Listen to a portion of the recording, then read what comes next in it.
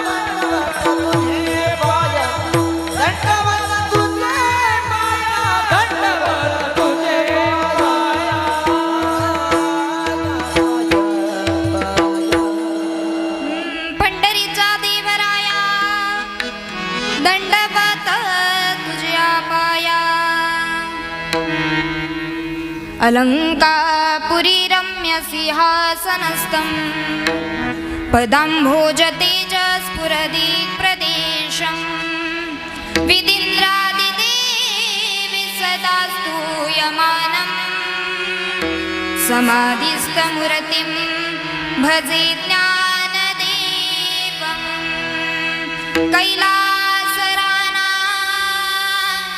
शिवचन्द्रमौळी फणीन्द्रमाथा मुकुटे झळाळी कारुण्य सिंधू भवदुःखहारी तुझवीन शंभो मज कोण तारी शिवे अवतार धरून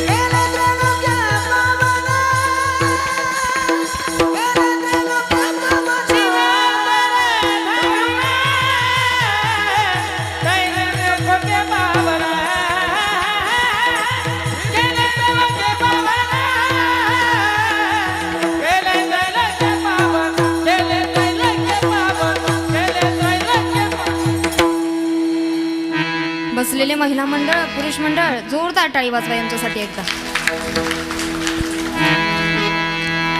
सर्व मंगल्य मांगल्ये शिवे सर्वार्थ साधिके शरण्ये त्र्यंबके गौरी नारायणी नमोस्तुते या देवी सर्वभूतेषु शक्तिरूपेण संस्थिता नमस्तस्यै नमस्तस्यै नमस्तस्यै नमो नमः अनादि निर्गुण निर्गुण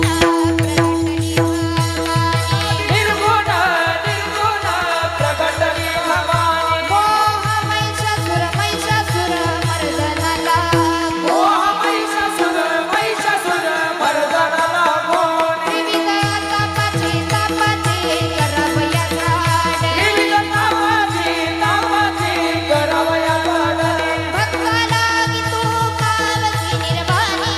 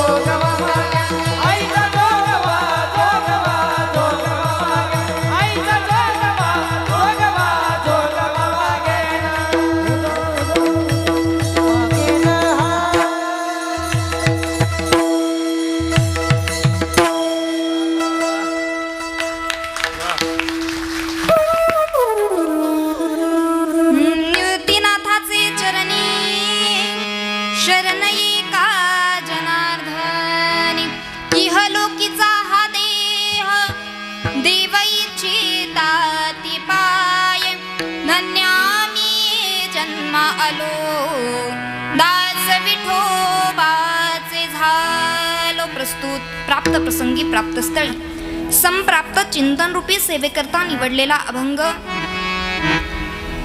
पंचमवेद निर्माते वारकरी संप्रदायाच्या कळशस्थानी विराजमान असणारे नवे 42व्या वर्षात संत कार्य संपवून वैकुंठ गमन करणारे नवे ज्यांनी 16व्या वर्षी स्वराज्याची स्थापना केली असे छत्रपती शिवाजी महाराजांचे आद्यगुरु जगद्गुरु तुकोबाराय श्री महाराजांचा आजचा मनुष्य देह किती दुर्लभ आहे हे वर्णन करणारा अभंग विठ्ठल.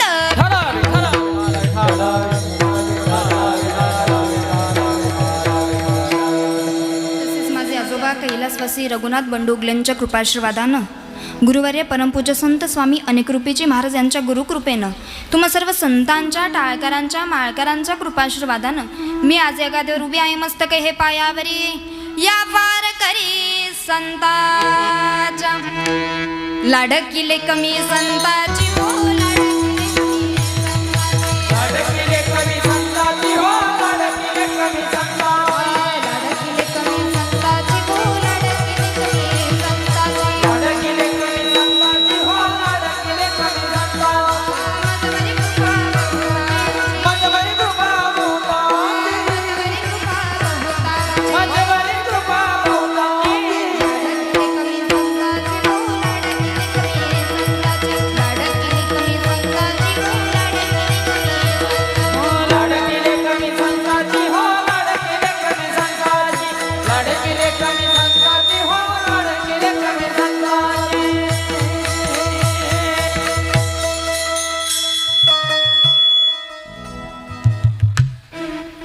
लाडकिले कमी संताची मजवरी कृपा बहुतांची. कीर्तनाला सुरुवात करण्यापूर्वी थोडासा परिहार देणं कीर्तनकाराचं वक्त्याचं आद्य कर्तव्य. या न्यायानं तुम्ही आम्ही सगळेजण किम निमित्तानं या ठिकाणी जमलेलो आहोत. निमित्त तुम्हाला आम्हाला सर्वांना ठाऊक आहे. कैलासवासी सरस्वतीबाई वामन मोरे या आईंना आपल्यातून जाऊन आज 1 वर्ष पूर्ण होत आहे. म्हणजे हा आजचा प्रथम पुण्यस्मरणाचा प्रथम वर्ष श्राद्धाचा कार्यक्रम. पश्चातला जो काही परिवार आहे अगदी भला मोठा परिवार आहे. या मोरे परिवारानं आईच्या पश्चात आईच्या ऋणातून मुक्त होण्यासाठी हा केलेला प्रथम पुण्यस्मरणाचा कार्यक्रम विठ्ठल.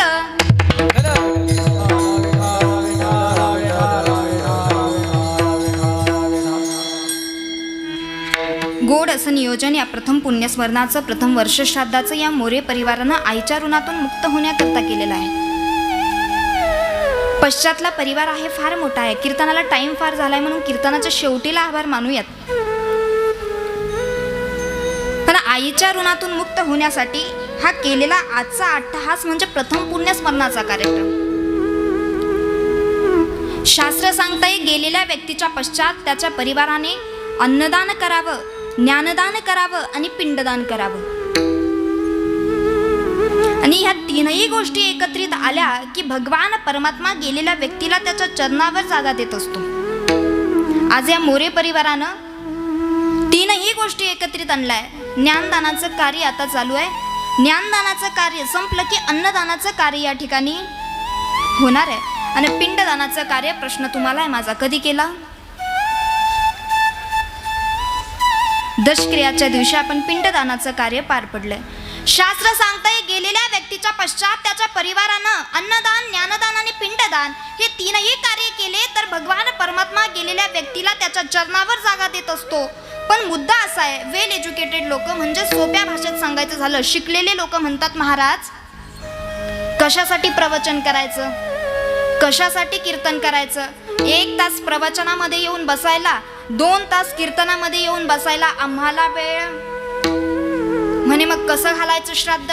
म्हटले सोप्यातलं सोपं काम करायचं. 1 उपास करू बोलवायचा, त्याला जेवू घालायचं, काढून द्यायचं, झालं श्राद्ध. म्हटले इतक्यावर चालत नाही. गेलेल्या व्यक्तीने आपल्याला चांगले आशीर्वाद द्यावे, त्यांच्या ऋणातून चांगल्या प्रकारे मुक्त व्हायचं असेल तर ज्ञानदान करावं लागतं. ज्ञानदान केल्यानंतर तो गेलेला जो आत्मा आहे या ज्ञानदानाच्या माध्यमातून त्याच्यापर्यंत पोहोचतं आणि त्याच्या आत्म्याला तृप्ती मिळते किंवा मुक्ती मिळते. आणि याच्यासाठी आपल्याला हे कार्य करावं लागतं आणि हे तीनही कार्य जर आपण नीट व्यवस्थित पद्धतीनं पार पाडले नाही तर थोडक्यात आपण म्हणतो की आपल्यांवर पितरांचे दोष लागले, म्हणजेच पितृदोष लागला. आता काय चालू आहे? पितृपक्ष. मोठ्यानं बोला ना जरा. आता चालू आहे पितृपक्ष. या पितृपक्षामध्ये आपण सर्वात जास्त पूजा करतो. समजतंय का? मग ही वेळ आपल्यावर काय येते? तुम्ही म्हणाल पितरांचे दोष लागणं म्हणजे नेमकं काय? पहिली गोष्ट, एखाद्या घरामध्ये जर सतत भांडण होत असतील, सतत वाद होत असतील आणि ते कितीही मिटवण्याचा प्रयत्न केला ते जर मिटले नाही तर समजून घ्यायचं आपल्यावर काय लागले? पितरांचे दोष लागले.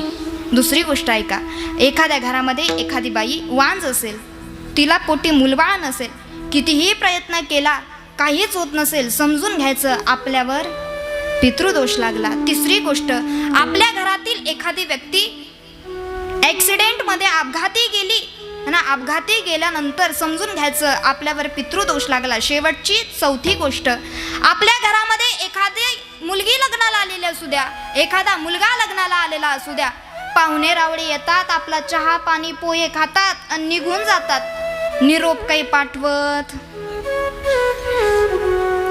मग असं झालं की महिला मंडळ आपण काय करतो? ब्राह्मणाकडे जातो. ब्राह्मणाकडे गेल्यानंतर ब्राह्मण काका काय सांगता? तुम्हाला पितृदोष लागला, आता तुम्ही काय करा माहिती? कोणाला बोला ना. नारायण नागबली करा. 3 दिवसाची नारायण नागबली करायला सांगतात. आता जर त्र्यंबकेश्वरला तुम्ही आले तर मुंगीत जायला जागा भेटणार नाही. गर्दी कशासाठी? पितृदोष काढण्यासाठी. ब्राह्मण काकांनी सांगितलं की 3 दिवसाची नारायण नागबली घाला, आपण इथून निघायचं आणि त्र्यंबकला जायचं. तिथं 3 दिवस थांबायचं, नारायण नागबली करायची. शेवटच्या दिवशी महाराज ब्राह्मण सांगतो आता परत 1.25 महिन्याचं सुतक धरायचं. ही व्यक्ती आपल्यातून निघून गेली की आपण कडक सुतक हे 1.25 महिन्याचं पाळत असतो.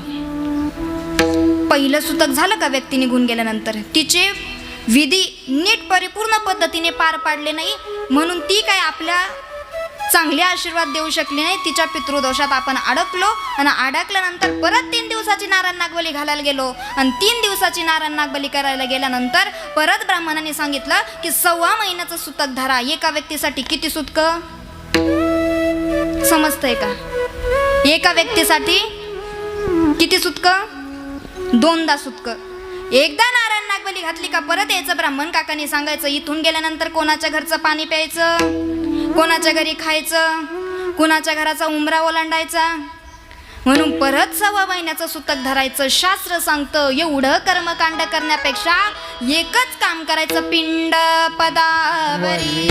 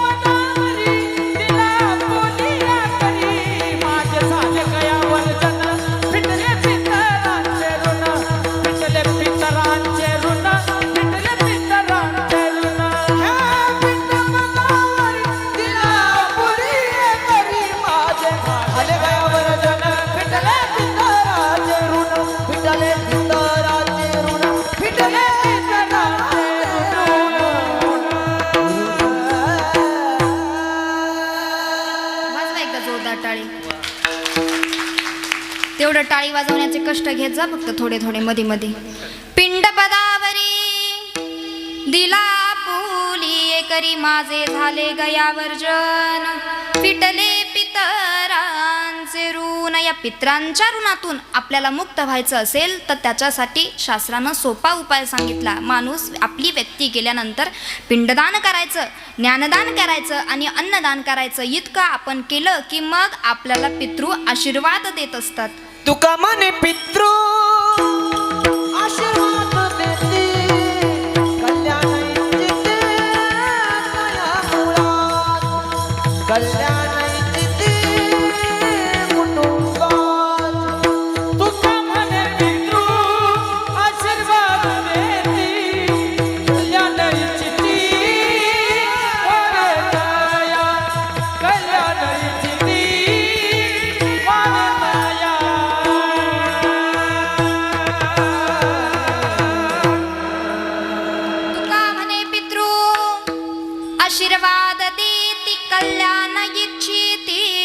तया कुळा पित्रांनी आपल्याला आशीर्वाद द्यावं असं वाटत असेल तर ज्ञानदान, अन्नदान आणि पिंडदान ही विधी आपल्याला परिपूर्ण पद्धतीने पार पाडावे लागतात. आज मोरे परिवारानं आईच्या ऋणातून मुक्त होण्यासाठी हे तीनही विधी अगदी परिपूर्ण पद्धतीनं या ठिकाणी हा गोड असा योगायोग जुळून आणलेला आहे. थोडं इकडे लक्ष द्या तुम्ही. विठ्ठल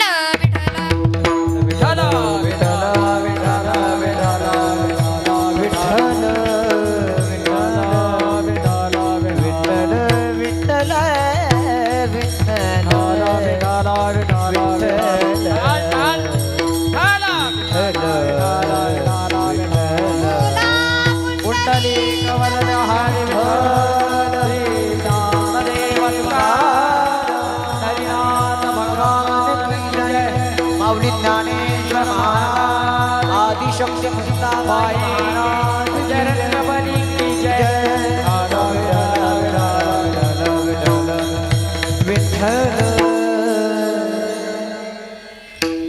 आणि म्हणून आजचा हा प्रथम पुण्यस्मरणाचा प्रथम वर्ष श्राद्धाचा कार्यक्रम आणि या प्रसंगाला अनुसरून उपस्थित सगळे कलाकार मंडळी, हा एक एक माणूस, हा एक एक कलाकार म्हणजे एक एक रत्न आहे.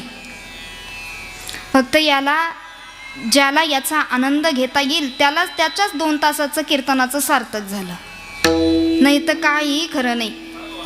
याचा आनंदच घेता आला पाहिजे. उपस्थित कीर्तनासाठी नाशिक जिल्ह्याचा लाडका आवाज आमचे आकाश महाराज अडसूळ दादांसाठी एकदा जोरदार टाळ्या. तुमचे एकदा मनपूर्वक आभार व्यक्त करते. त्याच पद्धतीनं अगदी गायन गंधर्व म्हणायला हरकत नाही आमचे मिलिंद बाबांसाठी एकदा जोरदार टाळ्या. तुमचे एकदा मनपूर्वक आभार व्यक्त करते. अगदी सख्या बहिणीसारखं माझ्यावर प्रेम करणारे आमचे कल्पेश दादांचे एकदा मनपूर्वक आभार व्यक्त करते. त्याच पद्धतीनं इकडं नाशिक जिल्ह्याचा आणखी एक रत्न म्हणायला हरकत नाही, मृदुंगमणी मृदुंग विशारद आमचे ओंकार दादा रायते दादांचे एकदा मनपूर्वक आभार व्यक्त करते. आमचे मोठे बंधू एका वेळेस 2-2 कामं करतायत. तुम्ही बघतायत, सिंतही वाजवताय, गायनही करतायत आणि त्यांना आम्ही आमची गायन कोकिळाच म्हणत असतो. आमचे लखन दादा, त्यांचे एकदा मनपूर्वक आभार व्यक्त करते. तुम्ही कीर्तनामध्ये बसलाय, तुम्हाला कीर्तन श्रवण करायला भेटतंय, पण चिरकाल हे कीर्तन अवघ्या महाराष्ट्राला ऐकायला भेटणार किंवा श्रवण करायला भेटणार, ज्यांच्या माध्यमातून माऊलीचा दास यूट्यूब चॅनल आमचे कृष्णा दादा विशेषतः उपस्थिती लावल्याबद्दल तुमचे एकदा आभार. आणि पुनश्च एकदा योगायोग असा दादांचा अभिष्ट चिंतन सोहळा, वाढदिवसाच्या खूप खूप शुभेच्छा. गोड असं कार्य दादा या ठिकाणी करतायत. आणि खरं तर तरुण तडफदार व्यक्ती या वारकरी संप्रदायामध्ये येणं फार गरजेचं आहे. दादांचा एक अभ्यास केला मी मगासपासून आकाश महाराज. आपण जेवढे प्रमाण म्हणतोत ना, आपल्या पाठीमागं त्यांच्या तोंडातून प्रत्येक प्रमाणाचा उच्चार होतो. इतका परमार्थ जरी तरुण तडफदार या वयामध्ये घडला ना, बाकी काहीच करायची आवश्यकता नाही. माऊलीचा दास यूट्यूब चॅनल कृष्णा दादा जाधव, तुमचे एकदा मनपूर्वक आभार व्यक्त करते. आणि आवाज आपला गोड असो किंवा नसो, पण गोड करण्याचं काम जे करतात ते आमचे वक्रतुंड का वक्रतुंड आमचे ओमकार दादा. सिस्टमसाठी एकदा जोरदार टाळ्या झाला पाहिजे. सगळ्यांचे एकदा आभार व्यक्त करून सोबदारांना माहिती होतं आजच्या ताई अशा आहेत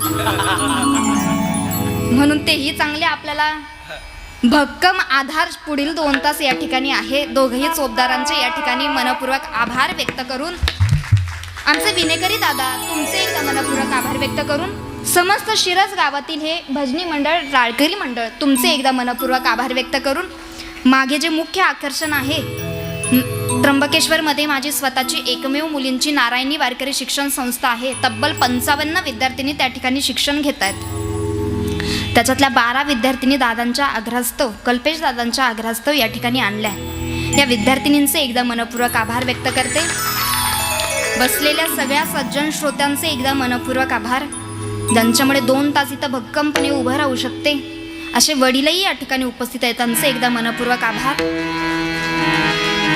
आणि आमचे मोठे बंधू आमचे बाळू भाऊ असतील, त्यांचे एकदा मनपूर्वक आभार व्यक्त करून आपल्या सेवेला सुरुवात. विठ्ठल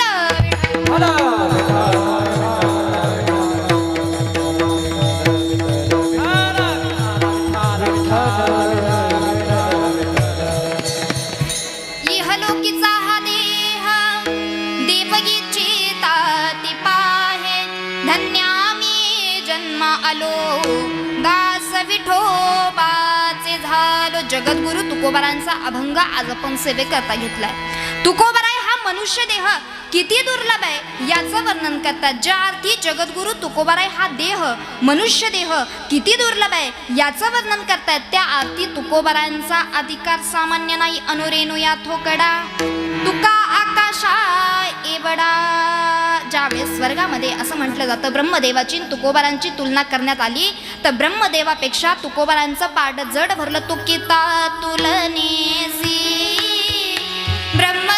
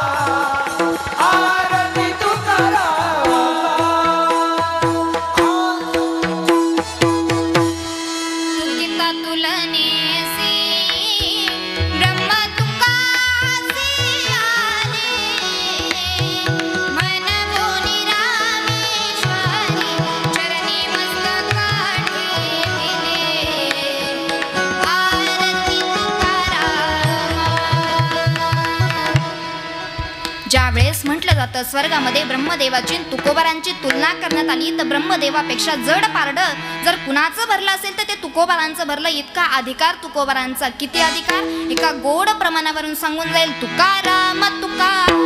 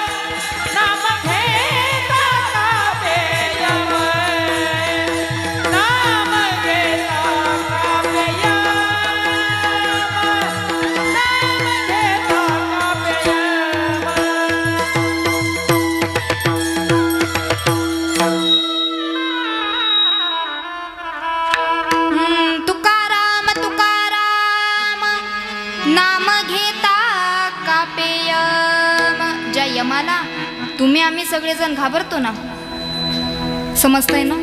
आपण गेल्यानंतर आपल्याला न्यायला कोण येतं? मोठ्याने बोला ना. आपण इतके पुण्यवान लोक नाही महाराज की आपल्याला देवाचे दूत न्यायला येतील. आपण गेल्यानंतर आपल्याला न्यायला यम येतो. त्या यमाने तुकोबारांचं नाव ऐकलं तर त्याला थर्र कापरे भरायचे इतका अधिकार तुकोबारांचा. आणि हे तुकोबाराय आजच्या अभंगामध्ये हा मनुष्य देह किती दुर्लभ आहे याचं वर्णन करतात. पुनर्वित्तम पुनर्मित्रम पुनर्भार्या पुनर्मयी एतत् सर्व पुनर्लभ्य न शरीर पुनः पुनः. धन गाडी बंगला दौलत बायका पोरं नाती गोती सगळं पुन्हा पुन्हा मिळू शकतं, पण मनुष्य जन्म नरदेह दुर्लभ जाना.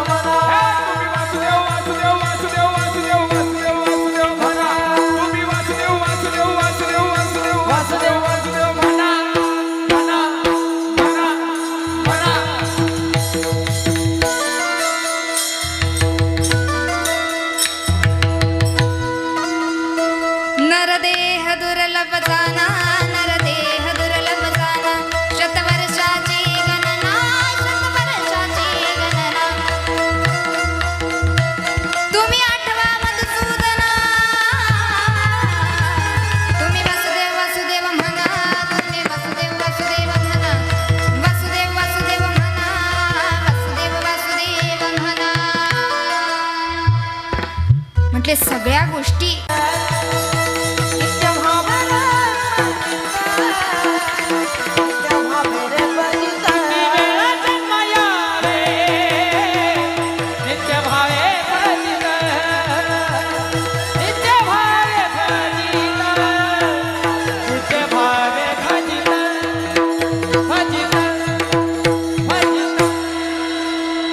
गोड प्रमाण दिलं आकाशदादांनी. किती वेळा जन्मा यावे नित्य भावे फजित.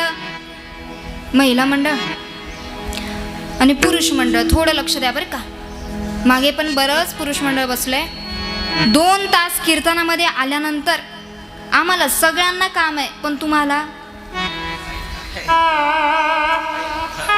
कमीत कमी 2 तास कीर्तनात आल्यानंतर तुम्हाला काय वाटतं? हे वाजलं पाहिजे का? हे चाललं पाहिजे? नाही. एखादं प्रमाण म्हणता आलंय, विठ्ठल विठ्ठल म्हणता येतं ना. इथं आल्यानंतर जर हातानं टाळी वाजवली नाही, मुखानं भजन केलं नाही, तर 24 तास असतात. आणि या 24 तासातले 2 तास इथं आल्यानंतर हातानं टाळी नाही वाजवली आणि मुखानं भजनही केलं तर अख्खे बाकीचे 22 तास तर वायाच जातात आपले. पण हे बी 2 तास वाया गेले. तुकोबाराय म्हणतात, कर टाळी बोला मुखी नाम, कर टाळी बोला मुखे नाम, कर टाळी बोला मुखी नाम. करताळी बोला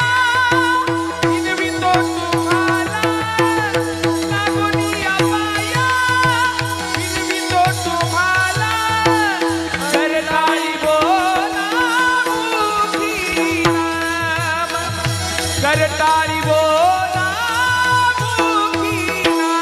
लागोनिया पाया विनवितो तुम्हाला.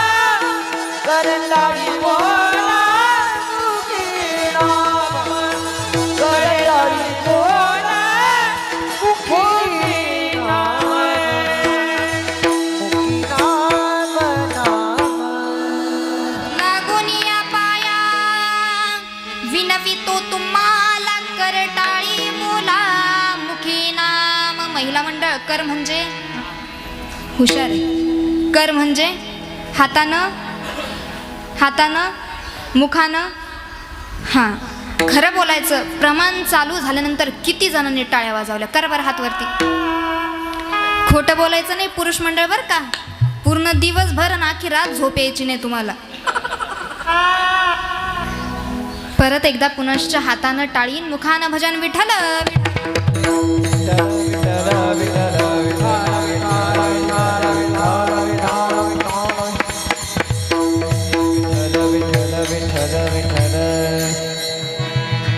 आता तुम्हीच सांगा आपण काय बोलत होतो.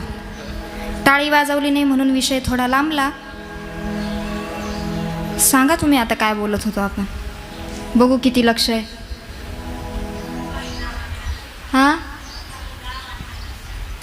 हा तो तर आत्ताचा विषय झाला, टाळी वाजवली नाही म्हणून. किती वेळा जन्मा यावे नित्य भावे भजित. दिलं होतं का महाराजांनी प्रमाण? दिलं होतं ना. जो जन्माला येतो म्हटले त्याला मरावं लागतं, ज्याला मरावं लागतं त्याला जन्माला यावंच लागतं. पण इथं आल्यानंतर जेव्हापासून आपल्याला समजायला लागलंय भगवान परमात्मा मोलाचा नरदेह प्राप्त करून दिलाय, तर या नरदेहाचं सार्थक करण्यासाठी त्याच्यासाठी पूर्वतयारी आहे. म्हटले काय पूर्वतयारी? म्हटले जेव्हापासून आपल्याला समजतंय आपल्या शरीरातल्या प्रत्येक अवयवाला काम आहे, पण आपल्या मुखाला काम.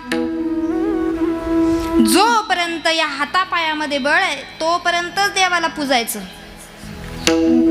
एकदा का याची बॅटरी संपली, समजतंय ना तुम्हाला? एकदा याची बॅटरी संपली, लेकानं सुनेनं कंबरडात लाता घातल्या आणि मग देवदेव करायला लागले की तो देवदेव देवापर्यंत पोचत. मग देवही स्वीकारत नाही आणि घरचेही स्वीकारत नाही. मग असंच एक दिवस येतो ना आपली शिट्टी वाजून जाते. समजतंय ना? जोपर्यंत तरुण वयात आहे तोपर्यंतच परमार्थ झाला पाहिजे.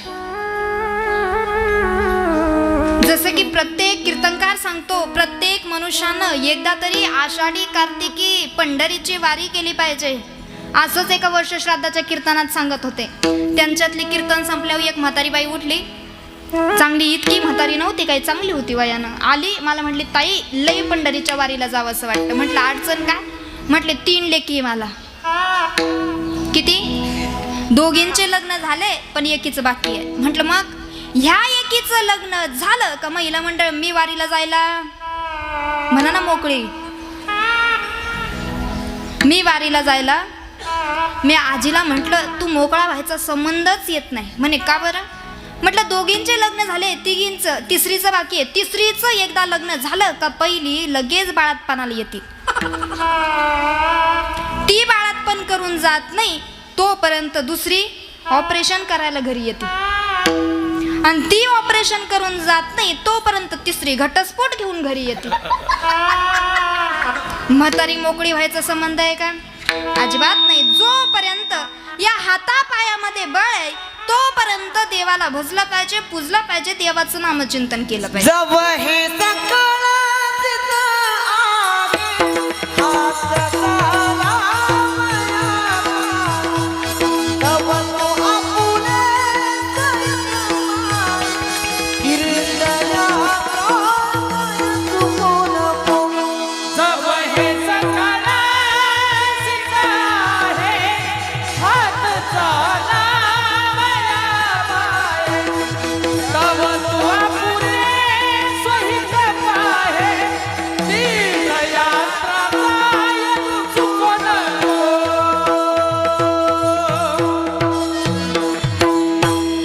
जब हे सकळ सिद्ध आहे, जोपर्यंत याच्यात बळ आहे, याच्यात बळ आहे, याच्यात बळ आहे, तोपर्यंतच देवदेव करायचा. याच्यातून हवा जायला लागली का मग विठ्ठल विठ्ठल सुद्धा म्हणता येत.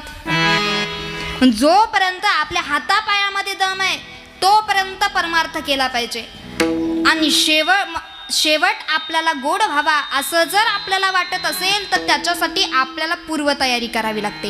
हे मी तुम्हाला सांगत होते का पूर्वतयारी अशी आहे की ज्या दिवसापासून आपल्याला समजायला लागलंय त्या दिवसापासून आपल्या मुखात व्यर्थ नाम गोष्टी येण्यापेक्षा जर भगवान परमात्म्याचं नाम आपल्या मुखामध्ये जर आलं तर आपला शेवट तो भला.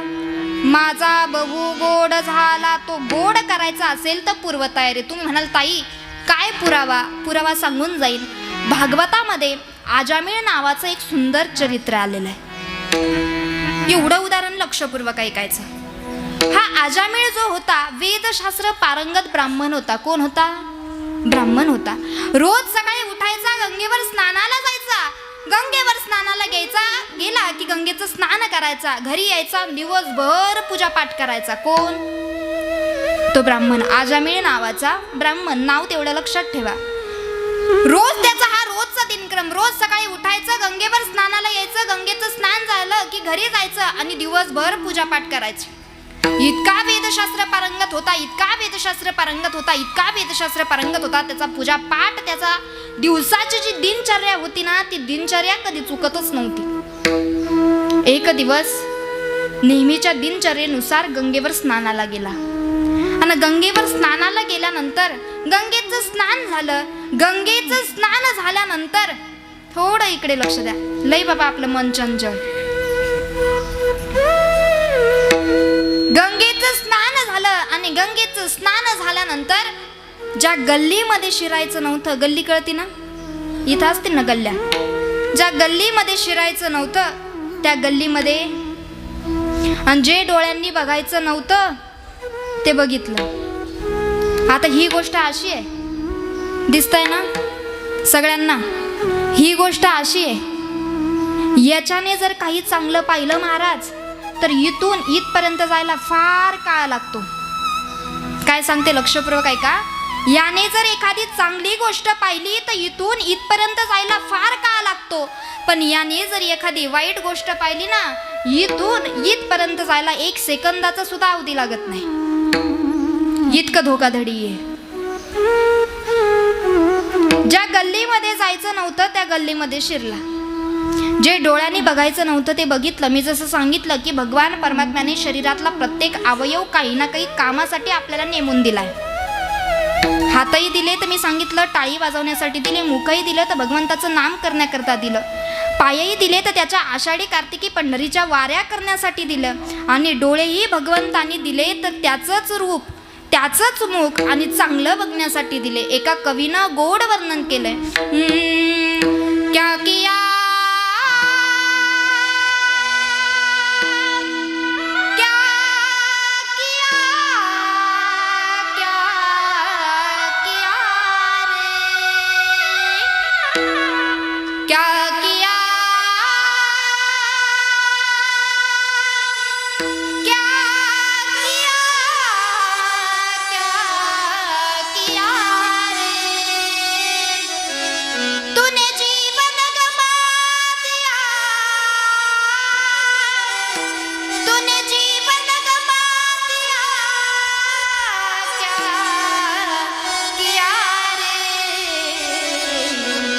जिसे पाना था उसको तो दिया,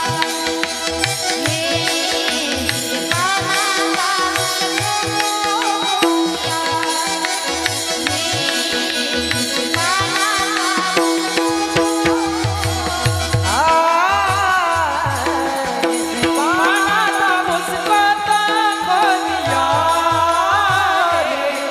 जिसे पाना था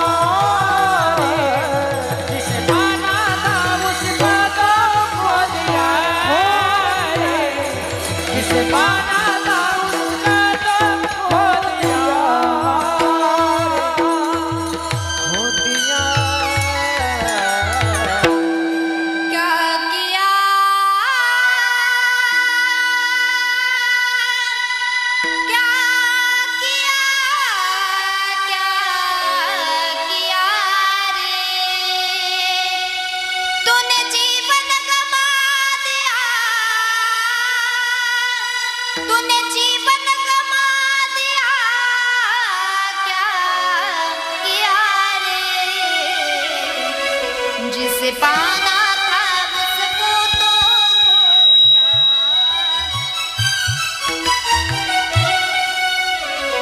म्हटले या डोळ्यांनी ज्या भगवान परमात्म्याचं मुख आपल्याला बघायचं होतं, जे चांगलं बघायचं होतं ते जर बघितलं नाही तर हा नरदेह वायाला जाणार, जीवन या ठिकाणी व्यर्थ गेलं.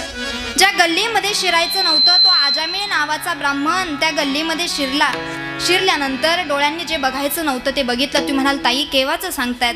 जे डोळ्यांनी बघायचं नव्हतं ते बघितलं, जे डोळ्यांनी बघायचं नव्हतं ते बघितलं. नेमकं काय बघितलं? लक्षपूर्वक ऐका. एका परपुरुषाला वेश्येसोबत व्यभिचार करताना बघितलं. नजर फिरली आणि नजर फिरल्यानंतर त्या वेश्येला घेतलं, घरी घेऊन आला, तिच्याशी लग्न केलं आणि संसार करायला लागला. कोण? ब्राह्मण. संसार करायला लागला. संसार करता करता आता संसाराची एक अजब गोष्ट आहे, गजब म्हणायला हरकत नाही. लग्न अशाच व्यक्तीनं करावं जो बायका पोरांना 2 टाइम सुखात खाऊ घालू शकतो.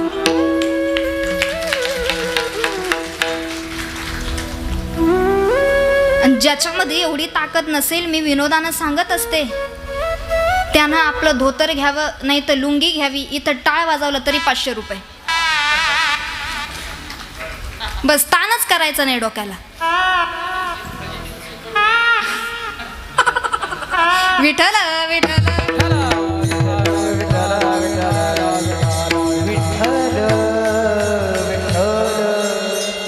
संसार करायला लागला. संसार करणं इतकी सोपी गोष्ट नाही. संसार करता करता 1 टायमाचं जेवायला भेटलं तर एका टायमाच्या शिदोरीची पंचायत होत होती. वेश्येसोबत लग्न केलं, ब्राह्मणत्व जे होतं ते सुटलं आणि सुटल्यानंतर आता संसार चालवण्यासाठी महिला मंडळ चोऱ्या करायला लागला. चोऱ्या करायला लागला. चोऱ्या करता करता करता करता गावातील 1 नंबरचा दरोडेखोर आजामिळ झाला. त्या आजामिळाचं नाव गावातील लोकांनी ऐकलं की घराचे दार बंद करायचे आणि घरात घुसून बसायचे. तो जाईपर्यंत घराच्या बाहेरच येत नव्हते. हा कुठल्या क्षणाला कुठल्या घरावर दरोडा टाकेल याचा अंदाजच नव्हता. चांगला मोठा दरोडेखोर झाला आणि एक दिवस त्यांच्या गावामध्ये काही साधू संत मंडळी आले. आता जसं हे शिरस गाव आहे ना, ह्या शिरस गावाला कुठंतरी एखादा पारा असेल, तुम्हाला माहिती असेल. झाडाच्या ठिकाणी तो एक पारा असतो आणि त्या पाऱ्यावर आपण जाऊन बसतो गप्पा करायला. खरंय का नाही? इकडे बा, आमचे म्हातारे माणसं सांगतील बरोबर. तसं त्या गावामध्ये एक पार होता आणि त्या पारावर त्या गावातील काही मंडळी बसलेले होते. इथल्या लोकांना राग येऊ देऊ नका, पण एक सत्य परिस्थिती सांगते बरं का महाराज. पारावर असेच लोक बसलेले असतात जे दिवसभर याचं त्याचं चावळत असतात. तुम्हाला नाही म्हणले बरं का कोणाला. ते कधीच कुणाविषयी चांगलं बोलत नाही. त्या गावामध्ये साधू संत मंडळी आले आणि ते साधू संत मंडळी त्या ठिकाणी आल्यानंतर त्यांनी त्या पारावरच्या लोकांना विचारलं, म्हणे का हो, इथं कुणी हरिभक्त परायण राहतात का? हरिभक्त परायण राहतात का म्हटल्यानंतर ते पारावरचे लोक, मी सांगितलं ते चांगलं बोलत नाही, त्यांनी सांगितलं समोरचं जे घर दिसतंय ना म्हटले, तिथं भागवताचार्य आजामिळ महाराज राहतात. आजामिळ कोण होता? आता ब्राह्मण गेला ना, संपला ब्राह्मण. आता चोर, दरोडेखोर होता.